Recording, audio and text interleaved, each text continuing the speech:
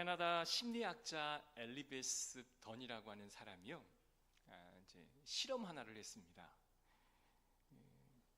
아침에 직장인들에게 봉투 하나씩 이렇게 나눠줬어요. 그 봉투에는 한 50달러, 우리 한국 돈으로 한 6만 5천 원 정도 이렇게 들어있는 그런 금액이었습니다. 자, 이 돈을 가지고 본인 자신에게도 쓸 수 있지만 타인에게도 쓸 수 있다. 오늘 하루 동안 이 돈을 너를 위해 쓰든지 다른 사람을 위해 쓰든지 네 자유다. 이렇게 이제 명령을 했습니다. 그리고 이제 밤이 되어서 사람들에게 찾아가서 오늘 하루 어떻게 그 돈을 썼는지를 조사를 했는데요. 자신에게 돈을 쓴 사람보다 다른 사람에게 돈을 쓴 사람이 훨씬 더 행복감을 느꼈다라는 거예요. 이것은 뭐 우리가 잘 아는 내용 같아 보입니다. 어떤 사람은 자기가 먹을 음식을 사 먹기도 하고, 그리고 선물을 자기 자신에게 주는 사람도 있지만, 어떤 사람은 타인에게 물건을 사주고 타인에게 선물을 주고 타인에게 식사를 대접하고 돈을 이렇게 나누어 주는 그 행동을 했던 사람들이 훨씬 더 행복한 감정을 느꼈다라는 거예요. 자, 또 배우자나 또 주변에 있는 많은 이웃들에게 따뜻한 말을 잘 하는 사람일수록 장수하더라라는 거예요. 그래서 우리 어르신들이 이렇게 오랫동안 장수하신 이유를 보면 아마도 따뜻한 말을 잘 건네서 그런 것 같아요. 왜 그럴까요? 따뜻한 말을 잘 건네는 사람일수록 이렇게 자기 스트레스를 관리하는 능력이 다른 사람에 비해 훨씬 높다라는 거예요. 그러니까 스트레스를 적게 받으니 그만큼 마음이 편안하고 또 마음의 불안이 줄어들므로 이제 오랫동안 장수할 수 있다라는 그런 거죠. 그래서 여러분 따뜻한 말 많이 하시기를 간절히 바랍니다. 이렇게 따뜻한 가슴을 가진 이야기가 오늘 본문에 나와 있어요. 아브라함이 있었습니다. 하나님께서 그 아브라함에게 찾아오셨어요. 하나님이 전혀 기대하지 않는 아브라함에게 찾아오신 것은 하나님의 선물이자, 그러니까 은혜는 이렇듯 우리가 전혀 기대하지 않는 상황 속에서 찾아오더라는 거죠. 생각지도 못했는데 아브라함은 자신의 장막 어귀에 앉아 있었습니다. 뜨거운 낮 시간은 사람의 왕래가 빈번하지 않는 시간이었어요. 그러니까 사람들이 너무 뜨거우니까요, 정오 때는 아무도 이동을 하지를 않는 거예요.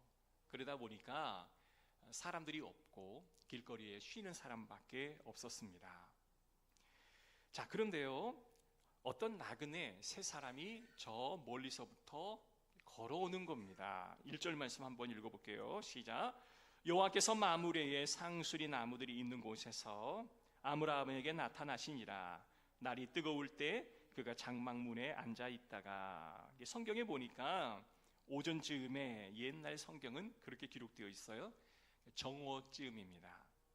중동 지역은 아침 저녁이 서늘하고 정오가 굉장히 덥기 때문에 사람들이 활동하지 않고 쉬거나 잠을 자거나 그리고 또 이렇게 편안하게 안락을 취하는 사람들이 많았는데 세 사람이 그들 가운데 다가오게 되는 겁니다. 근데 아브라함이 세 사람이 다가오자 적극적으로 다가가서 자신의 집으로 초대를 하는 거예요. 모래바람과 땀과 그리고 아주 범벅이 되어 있는 발을 물로 깨끗하게 씻겨주고, 그리고 그늘에 앉아서 앉히게 하고 또 음식을 제공하고 아주 상쾌한 마음으로 다시 길을 떠날 것을 간곡하게 권면하고 청원합니다. 땅을 엎드려서 절을 하면서까지 이렇게 그 나그네를 간곡하게 자신의 집으로 모실 것을 요청하는 것은 아브라함이 따뜻한 마음을 가지고 있었기 때문에 그러지 않을까 싶어요. 여러분, 이 풍경을 한번 상상해 보십시오. 뜨거운 날 아브라함이 엎드려서 그 나그네에게 자신의 집에서 거하기를 청하는 그런 모습들을 한번 상상해 보십시오. 과연 아브라함에게 있어서 무엇이 떠올랐기에, 자신의 인생의 과거의 경험 중에 무엇이 떠올랐기에 그와 같은 선한 행동을 하고 있는 걸까요? 아마도 바벨론, 갈대아 우르를 떠나 하란을 거쳐 네겝 사막을 거쳐 이집트로 잠시 내려갔다가 다시 가나안으로 돌아왔던 그 모든 고난의 세월들이 떠오르지 않았을까? 아브라함 자신도 나그네의 인생을 살아왔던 그러한 경력 때문에 나그네를 보니 마음이 동하지 않았나, 이런 생각을 해보게 되는 것입니다. 한 평의 땅도 없이, 정착할 곳도 없이 이리저리 떠돌아 살아야 했던 이 아브라함은 그들에게서 자신의 과거의 모습을 보지 않았을까? 정확히 알 수는 없지만 오늘 그 집 앞을 지나가는 나그네가 줄인 배로 피곤해 지친 채로 가도록 내버려 둘 수 없다, 이런 생각을 했던 것이 바로 아브라함의 마음이었다라는 것입니다. 그래서 아브라함은 자신이 만난 많은 이들이 누구보다도 기분이 상쾌해지기를 바랬어요. 여러분, 우리를 만나는 많은 사람들이 기분 상쾌하게 돌아가기를 꿈꾸는 여러분 되시기를 간절히 바랍니다. 여러분, 많은 사람들을 만나지만 어떤 사람을 만나면 기분 좋게 헤어지는 때가 있고요, 어떤 사람 만나면 기분이 찜찜한 채로 헤어지는 사람이 있잖아요. 어떤 사람을 또 만나고 싶어 할까요? 기분이 상쾌해진 채로 헤어질 수 있다면 또 다시 만날 그날을 손꼽아 기다리는 자가 되지 않겠습니까? 그래서 그 마음으로 큰 잔치를 벌이듯 음식을 장만해서 이 나그네들을 대접했던 것을 봅니다. 사실 저기서 오는 나그네가 하나님이신 줄을 아마 아브라함이 알았을까요? 저는 몰랐다고 생각합니다. 아마도 그 중에 한 분이 후에 하나님이심을 알았지만, 그러나 또한 두 사람도 천사인 것을 나중에 알았겠지만 사람의 모습으로 이렇게 다가오신 하나님과 천사를 사실 아브라함은 처음에는 잘 몰랐을 거예요. 그러나 그 일행들이 식사를 하는 그 시간에도 아브라함은 옆에서 시중을 들면서 섬기는 그런 모습을 보게 됩니다. 여러분, 아브라함은 어땠을까요? 그리 호락호락한 자신의 어떤 좋은 경험도 아니었을 거예요. 여러분, 한낱 정오라면 그들도 힘들겠지만 아브라함도 힘들 거예요. 여러분, 식사를 준비하고 발을 닦아주고 또한 옆에서 시중 들려면 굉장히 힘들지 않겠습니까? 그리고 아브라함의 그때는요, 자식을 낳지 못해 어려웠던 때였습니다. 그러니까 아브라함이 풍요롭고 모든 것이 다 될 대로 이루어지는 그런 때가 아니었다는 사실을 우리는 잘 알아야 해요. 여러분, 가장 피곤하고 어려울 때, 가장 힘든 순간에 하나님은 갑자기 우리에게 찾아오실 수 있다. 여러분, 그것을 꼭 기억하시길 바랍니다. 내가 좋고 풍요롭고 행복하다라고 느낄 때 하나님이 찾아오실 뿐만 아니라 우리가 가장 어렵고 힘들다, 내 일이 이렇게 힘든가 라고 생각할 때 갑자기 그 순간에 찾아오시는 주님을 우리는 맞이해야 할 때가 있을 것 같아요. 자, 창세기 12장에 보니까 하나님이 아브라함을 부르실 때 뭐라고 말씀했냐? 너는 복의 근원이 될지라. 이 말은 무슨 말일까요? 너 혼자 내가 너에게 준 복을 누리지 말라. 그 복은 세상으로 흘러가야 한다. 너는 사람들에게 있어서 복의 근원이 되어질 것이다. 이 말이에요. 너는 복덩어리가 될 것이다. 너로 하여금 세상의 많은 사람들이 내가 준 복이 흘러넘쳐 그들도 복덩어리가 되게 할 것이다. 너를 축복의 도구로 부르셨다라는 말씀이에요. 창세기 12장에 아브라함이 하나님께 받은 그 사명 때문에 그는 일생 모든 만나는 사람들에게 복이 흘러갈 수 있도록 자신을 나누었다라고 우리는 생각할 수 있다라는 거예요. 사랑하는 성도 여러분, 하나님이 저와 여러분을 부르셨습니다. 아멘. 뭘 하기 위해요? 하나님께서 아브라함에게 주신 그 복이 우리에게 전해졌고, 우리는 그 복을 또 누군가에게 전해줘야 할 사명으로 하나님이 저와 여러분을 부르셨어요. 그래서 그리스도인들은 나 혼자 복을 누리고 사는 사람이 아니라 복의 통로가 되고 전달자가 되어 하나님의 복을 세상으로 나누는 전달자가 되어야 할 줄로 믿습니다. 할렐루야. 그래서 여러분, 그리스도인이라고 하는 게 바로 그런 것 같아요. 사람들에게 좀 나눌 줄 알고, 또 사람에게 좀 베풀 줄도 알고, 그리고 사람들을 좀 편하게 섬길 줄 아는 사람이 그리스도인이에요. 거저 받았으니 거저 줘야죠. 아무 공로 없이 구원을 선물로 받았기에 우리가 그 복을 타인에게 나눠줘야죠. 그것이 바로 그리스도인이라 부를 수 있는 거예요. 여러분, 그리스도인이라는 말이 어떤 말에서 처음 유래된 줄 아십니까? 안디옥 교회에서. 아니, 세상 사람들이 바라보니 교회 다니는 저 사람들이요, 정말 착한 일을 많이 하는 거예요. 그래서 이 그리스도인이라는 말 자체가 예수쟁이, 별로 뉘앙스가 좋지 않아요. 예수쟁이야, 예수쟁이야, 이 말이 별로 좋지가 않잖아요. 이 그리스도인이라는 말도, 야, 저 교회 다니는 사람들은 예수쟁이들이야. 무엇이 그 안에 있기에 사람들에게 이렇게 잘하는 거야? 그리고 이렇게 사랑을 선포하는 거야? 참 저들은 진짜 예수를 믿는 예수쟁이야 라는 말에서 유래됐잖아요. 그래서 여러분이 예수님을 믿는 사람이다, 주변의 사람이 안다면 적어도 우리는 사랑을 나눌 줄 아는 성도가 되어야 할 줄로 믿습니다. 우리가 잘 아는 예화가 있잖아요. 여러분, 이스라엘에는 두 개의 호수가 있잖아요. 저 높은 곳에 있는 갈릴리 호수와 요단강을 거쳐 사해 호수가 있잖아요. 갈릴리 호수는요, 저 붉은 높은 홀몬산에서부터 흘러오는 찬 물을 계속해서 공급을 받습니다. 그리고 그것을 공급받고 요단강을 흘려보내요. 그래서 늘 거기에는 생물이 충만하고요, 또한 어족이 풍족한 곳이 바로 갈릴리 호수예요. 그러나 요단강을 흘러 사해바다는 그냥 받기만 하고 내보낼 줄을 모르기 때문에 염분이 30%가 넘는데요, 사람이 그냥 물에 등등 뜬다고 합니다. 이렇듯 흘러 넘치면 살아 움직이고 살아 생동감 있는 바다가 되겠지만, 우리가 내보내지 않으면 아무런 생물도 살 수 없는, 아무런 사람도 존재할 수 없는 그런 바다가 되어버리고 말 것입니다. 베풀고 주는 것을 아까워하지 마시고 대접하는 것을 기쁘게 여기고 기회라 여기시기를 주의 이름으로 축복합니다. 자, 히브리서 13장 2절에 보면 손님 대접하기를 잊지 말라, 이로써 부지 중에 천사들을 대접한 이가 있었느니라. 자, 히브리서 말하는 이 천사를 대접하는 이가 누구겠어요? 아브라함이에요. 하나님께서 부지 중에 천사를 대접하는 이에 대한, 이 아브라함에 대한 감사를 히브리서에서 기록하고 있는 거예요.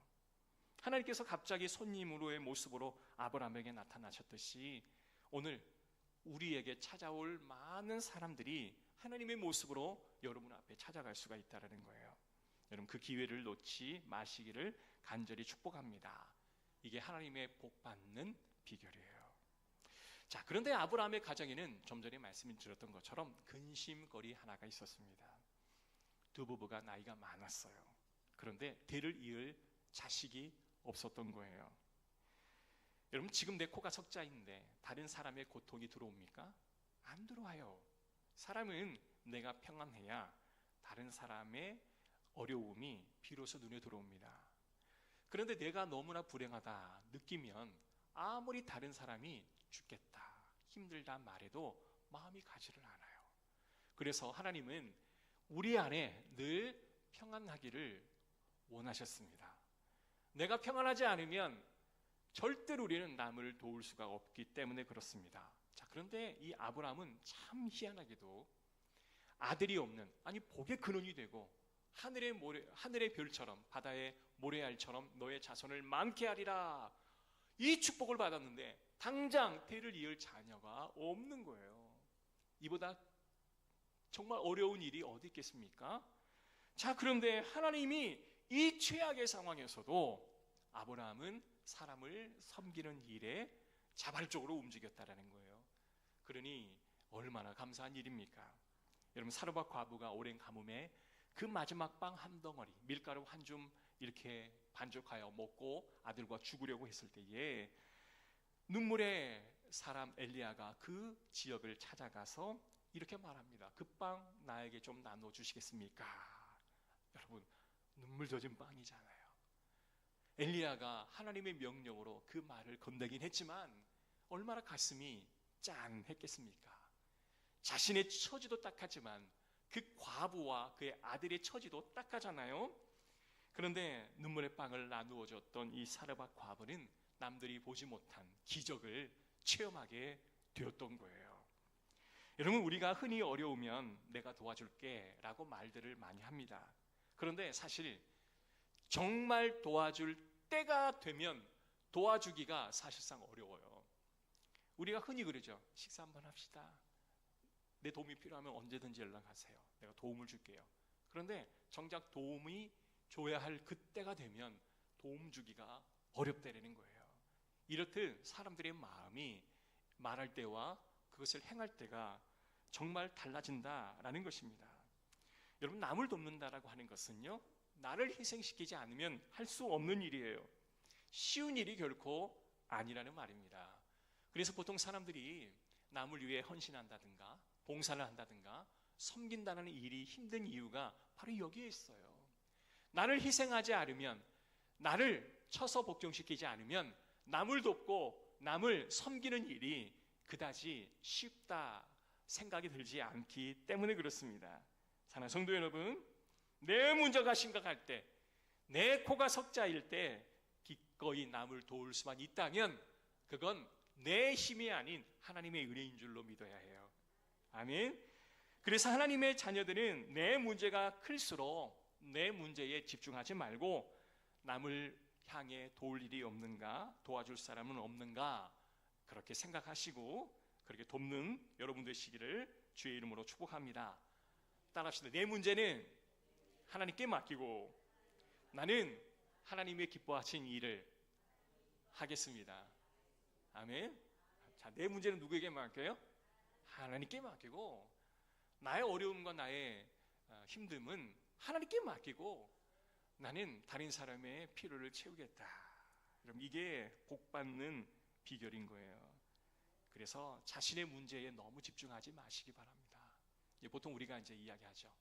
어떤 이야기를 하게 되면 자신의 어려움만을 이야기하죠. 그러나 그 어려움은 하나님께 맡기고 내 문제가 해결될 때 하나님께서는 함께 해결할 수 있는 은혜를 허락해 주실 줄 믿습니다. 자, 근데 사회 심리학자들이요, 호혜성 이타주의라고 하는 그 논리를 이제 발표를 했어요. 이 호혜성 이타주의가 뭐냐면, 내가 남을 돕잖아요. 그러면 남이 나를 다시 돕는다, 그걸 기대하는 마음으로 돕는다. 이게 호혜성 이타주의예요. 그 중남미에 사는 흑펠박쥐가 있답니다. 이게 설교 시간에 갑자기 흑펠박쥐 말하니까 좀 민망한데요. 이 흑펠박쥐는 소나 말이나 야생 동물의 피를 빨아먹는, 그리고 생존하는 그런 박쥐예요. 이 박쥐가 굉장히 신진대사가 활발하기 때문에 3일만 피를 빨아먹지 않으면 죽어버린대요. 그런데 그 박쥐가요, 15년 이상을 생존하는 비결을 그들이 알았대요. 그게 뭐냐면, 피를 많이 빠는 자가 옆에 있는 박쥐에게 피를 나눈답니다. 자신의 동굴이 아닌 다른 동굴에 사는 그 박쥐에게도 찾아오면 그 피를 나눈대요. 그래서 3년밖에 살지 못한 이 박쥐가요, 15년을 생존한다는 거예요. 이걸 이제 발견하고 나서 내가 힘들 때 누군가를 도우면 그 사람이 또 나를 도울 수 있다. 이게 호혜성 이타주의예요. 여러분, 이게 바로 심리학자가 발견하긴 했지만 내가 하나님의 사랑을 전할 때 언젠가는 그도 하나님의 사랑으로 나를 도울 줄로 믿습니다. 그래서 우리는 결단해야 돼요. 그래, 나만을 위해 살아가겠다, 나 자신만을 위해 살아가겠다. 그러면 나의 모든 필요를 누가 채워야 해요? 내가 채워야 해요. 그러나 내 문제를 하나님 앞에 맡기고 내가 다른 사람의 필요를 채우면 내가 힘들 때 다른 사람이 나의 필요를 채워주게 될 줄로 믿습니다. 그래서 이런 봉사하는 사람들, 뭐 호스피스를 한다든가 또한 자선봉사를 한다, 그리고 사회적인 어떤 많은 기부를 하는 사람들, 이런 사람들을 보게 되면 저 사람은 왜 이렇게 남을 위해 살까? 왜 자신의 일도 잘 해결하지 않은 채 다른 사람을 위해 살까? 그런데요, 놀랍게도 그 사람들이 더 잘 살아요. 다 굶어 죽을 것 같은데 더 풍성하게 살더라고요. 이게 바로 하나님의 놀라운 사랑 섬김의 원칙이 아닌가 싶습니다.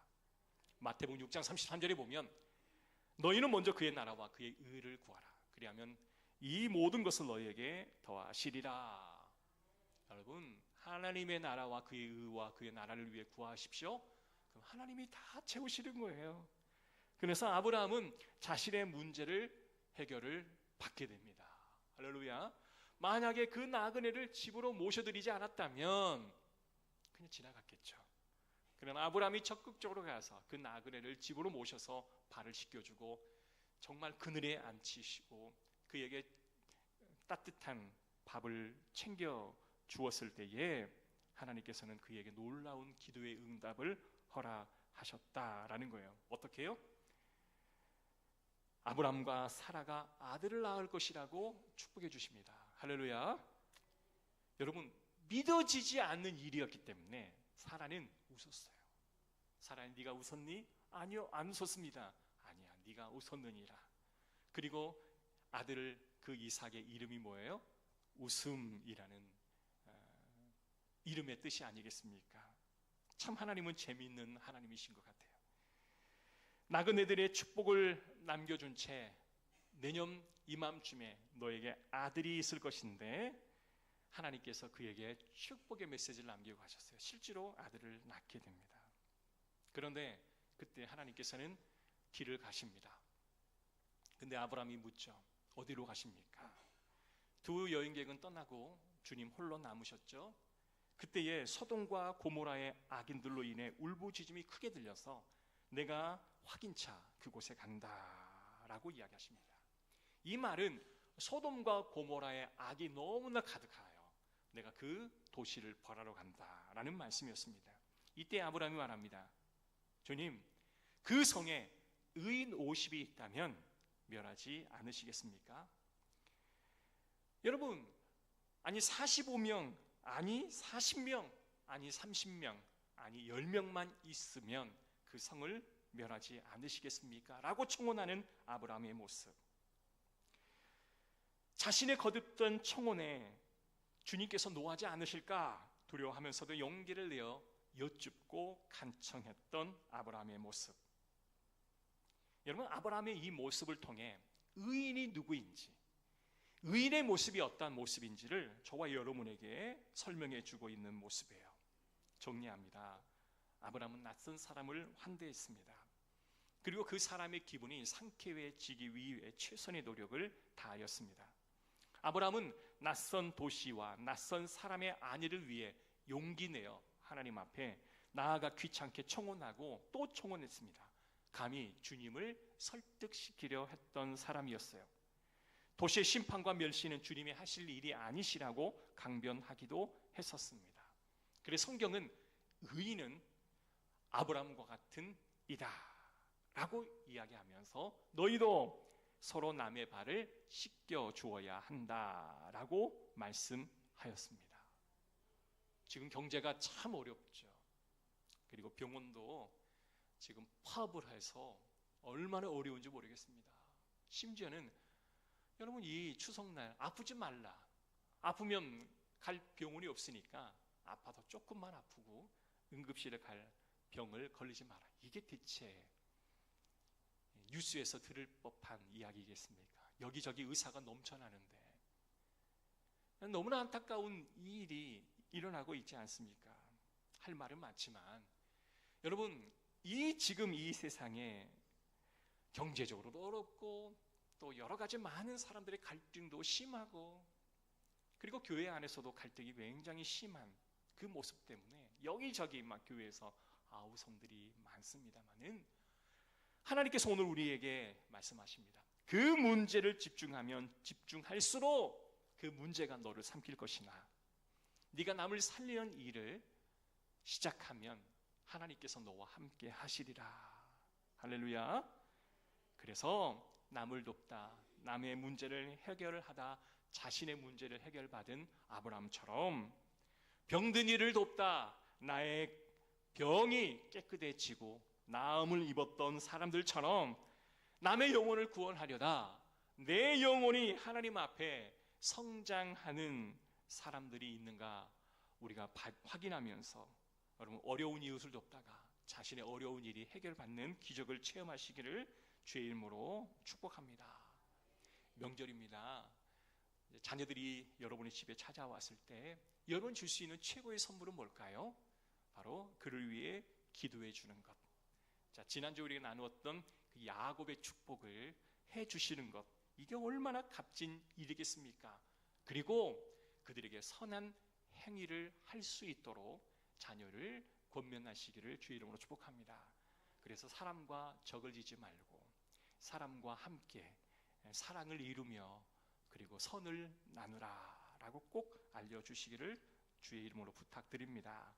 신명기 19장에 보면 너는 나그네를 사랑하라. 너도 전에 애굽 땅에 있을 때 나그네가 되었다. 너도 나그네였으니 지금 나그네 된 자를 섬기라. 너도 은혜 받기 전에는 죄인이었지 않니?